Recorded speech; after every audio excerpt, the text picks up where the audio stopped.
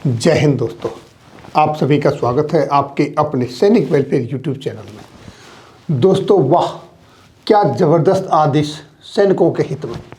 Supreme court and high court को सत सत नमन। दोस्तों सदियों से, आज नहीं सदियों से सेना की कितनी अनदेखी की जा रही है। हर गवर्नमेंट के टाइम पर सेना की इतनी अनदेखी की गई है कि अब उसका बीड़ा हाई कोर्ट और सुप्रीम कोर्ट के जजों ने उठाया है। आज मैं एक ऐसे केस का आपके साथ डिस्कस करने वाला हूं जिसको सुनकर आप भी कहेंगे कि क्या हम वाकई अपने देश के सैनिकों के साथ न्याय कर रहे हैं। जवान जिसके हकदार हैं उनको क्यों नहीं मिल रहा।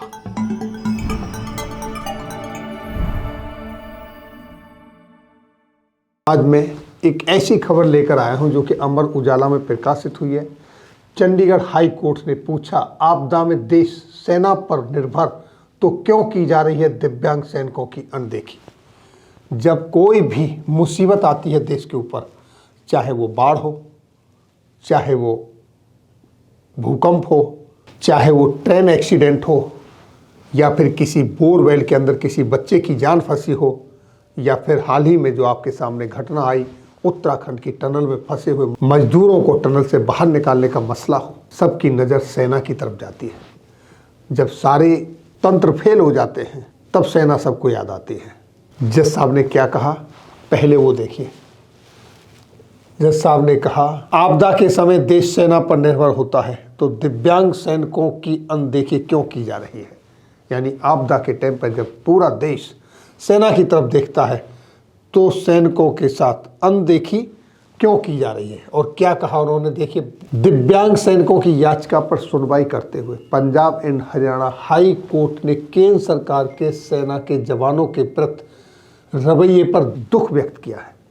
यानी कि सेंट्रल गवर्नमेंट का जो सेना के प्रति रवैया है उस पर पंजाब एंड हरियाणा के हाई कोर्ट के जजों ने दुख व्यक्त किया है। और दुख व्यक्त करते हुए कहा है, हाई कोर्ट ने केजेएस बट्टर के मामले में दिव्यांग सैनिकों को जारी विशेष पेंशन लाभ याचिकाकर्ताओं तक सीमित न रखते हुए सभी दिव्यांग सैनिकों के लिए लागू करने को लेकर जवाब दाखिल करने के लिए कहा है।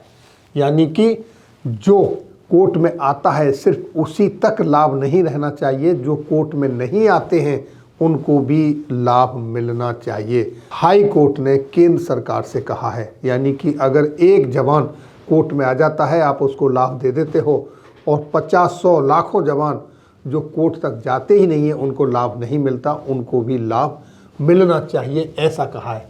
याचिका दाखिल करते हुए हाई कोर्ट को बताया गया था कि केजेएस बट्टर मामले में सुप्रीम कोर्ट ने सेवा के दौरान दिव्यांग सैनिकों की विशेष पेंशन को लेकर एक अहम आदेश जारी किया था।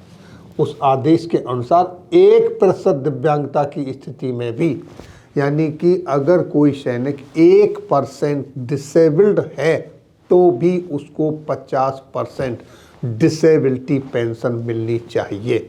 लेकिन होता क्या है, 20% या उससे ऊपर जो डिसेबल्ड है उनको ही पेंशन मिलती है, और 20% या उससे नीचे वालों को डिसेबिलिटी पेंशन नहीं मिलती है। तो ये उन्होंने कहा, विशेष पेंशन एरियर को 3 साल तक सीमित क्यों किया गया।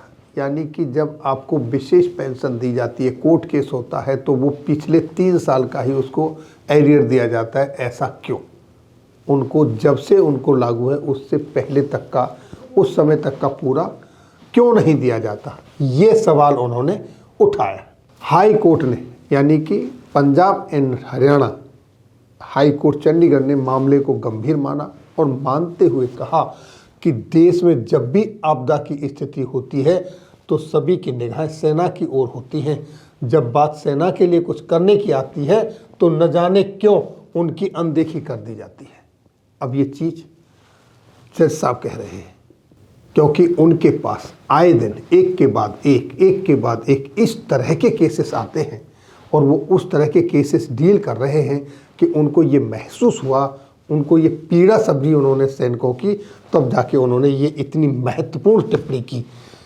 हाई कोर्ट ने केंद्र से पूछा, क्यों सुप्रीम कोर्ट के फैसले को केवल याचिकाकर्ताओं तक सीमित रखा गया है जबकि इसका लाभ देश भर के दिव्यांग सैनिकों को दिया जाना चाहिए। यानी कि जो भी केसेस आते हैं, क्यों उन केसों तक ही उस फैसले को सीमित रख दिया जाता है, जब उस तरह के दूसरे केसेस और भी हैं तो उनको उसका लाभ क्यों नहीं मिलता। अब दोस्तों ये मुद्दा था, यहाँ पर चला। अब मैं आपको वो केजेएस बट्टर का जो केस था उसके बारे में एक प्रकाश डालना चाहता हूँ, जो सुप्रीम कोर्ट का जजमेंट था। आप उस पर एक नज़र डालिए। तो देखिए दोस्तों, ये आपके सामने, in the Supreme Court of India civil appellate jurisdiction civil appeal number 5591 of 2006, ये आपके सामने है केजेएस बट्टर, और ये जजमेंट है। आप यहाँ देखेंगे सीधे शब्दों में जजमेंट किसने दिया, जस्टिस मार्कंडे काटजू के द्वारा ये जजमेंट दिया गया था। यहाँ पर मामला है केजेएस बट्टर का। केजेएस बट्टर 1969 के अंदर सेना में भर्ती हुए थे as a commission officer captain, और 1979 में वो डिसेबिलिटी के कारण बोर्ड आउट होकर चले गए, जहाँ उनको एल्बो इंजरी हुआ, गनशूट वुंड हुआ, और उनको 50% डिसेबिलिटी दिया गया, जिसके साथ वो 10 साल की सर्विस करके सेवा से डिसेबिलिटी पेंशन के साथ सेवानिवृत्त हुए। लेकिन 2001 में गवर्नमेंट की तरफ से कुछ लेटर जारी किया, जिस लेटर के अनुसार, जिसमें ब्रॉडबैंडिंग पेंशन का इशू आया, और वो लेटर था 5th पे कमीशन से लागू किया गया था उस लेटर को, जो कि 5th पे कमीशन लागू हुआ था 1996 में। तो यहाँ पर जैसा कि आप यहाँ देख पा रहे हैं, the appellant is an x captain in the Indian army who was commission in 1969, and वो 1979 में गन शूट वुंड के कारण रिटायर्ड हो गए, और ये उनकी पूरी कहानी है। तो दोस्तों 31 जनवरी 2001 को गवर्नमेंट की तरफ से एक लेटर निकाला गया, जैसा कि आप यहाँ देख पा रहे हैं। उस लेटर के अनुसार, यानी कि ये जो लेटर था, उनकी डिमांड थी कि उनको डिसेबिलिटी पेंशन जो 50% उनको दी गई थी उसको 75% किया जाए। 50% उनको दी गई थी, उन्होंने 75% की मांग की। रीजन, ब्रॉडबैंडिंग के तहत जिनको 50% या उससे ज़्यादा डिसेबिलिटी होती है तो राउंड ऑफ करके 50% दिया जाता है, तो उन्होंने इसके लिए मांग किया। इसको डिनाई कर दिया गया गवर्नमेंट की तरफ से, ये कहकर कि आप 1996 से पहले भर्ती हुए हो। और ये जो लेटर निकला था, ये लेटर निकला था 5th पे कमीशन से इम्प्लीमेंटेड किया गया था। इसको 5th पे कमीशन 1996 में लागू किया गया था। उनकी एक और डिमांड थी, वार इंजरी पेंशन उनको मिलनी चाहिए 1996 से, वही लेटर के मुताबिक। और उनकी एक और डिमांड थी, grant of service element full 10 years, यानी कि उनको 2 साल का दिया गया था, उन्होंने 10 ईयर्स की डिमांड की। ये उनकी डिमांड थी। एक और चौथी डिमांड उनकी थी, revision of the rates of disability pension with effect from 1996, जो कि 31 जनवरी 2001 का लेटर कहता है। उसके अनुसार ये इन्होंने डिमांड रखी। बहुत सारे तर्क हुए, वितर्क हुए, गवर्नमेंट की तरफ से लेटर दिए गए, एपेलेंट की तरफ से, प्राची की तरफ से दिए गए, वकीलों ने बहस की, और लास्ट में निर्णय ये निकला कि उसकी सारी मांगें मानी गई। अब उसी केस का हवाला देकर Punjab and Haryana high court की तरफ से ये कहा गया है कि केंद्र सरकार सैनिकों की अनदेखी क्यों कर रही है। केंद्र सरकार से जवाब मांगा गया है।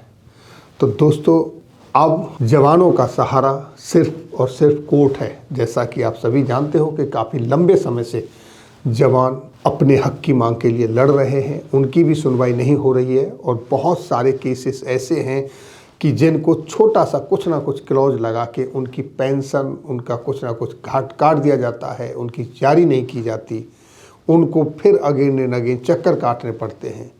जवानों को डिसेबिलिटी पेंशन में बड़ी प्रॉब्लम आ रही है। इस पर आने के बाद और नई समस्याएं आ रही हैं, यानी कि गवर्नमेंट को जो चाहिए कि अगर एक केस आया है और उसकी तरीके के उनके पास में और हज़ारों केस पेंडिंग हैं, तो उनको स्वतः ही करना चाहिए जब कोर्ट का वर्डिक्ट आ गया तो। लेकिन ऐसा नहीं होता। जो कोर्ट के लिए जाता है, जो लड़ाई लड़ रहा है, उसी को उसका बेनिफिट मिलता है। इस पर भी जज साहब ने बड़ी ही सकारात्मक टिप्पणी की है। तो ये थी जानकारी आज की इस वीडियो में। आपकी इस पर क्या राय है, अपने कमेंट जरूर लिखें और अपने साथियों के साथ शेयर अवश्य करें, ताकि सभी को जानकारी हासिल हो, सबको पता चले कि किस तरीके से जवानों के साथ हो रहा है और किस तरीके से जो जवानों के केस फंसे हुए हैं वो अपना हक कोर्ट के माध्यम से ले सकते हैं। ये थी जानकारी आज की इस वीडियो में। फिर मिलेंगे आपके वेलफेयर से जुड़ी हुई किसी अन्य जानकारी के साथ अगली वीडियो में। तब तक के लिए जय हिंद, जय भारत।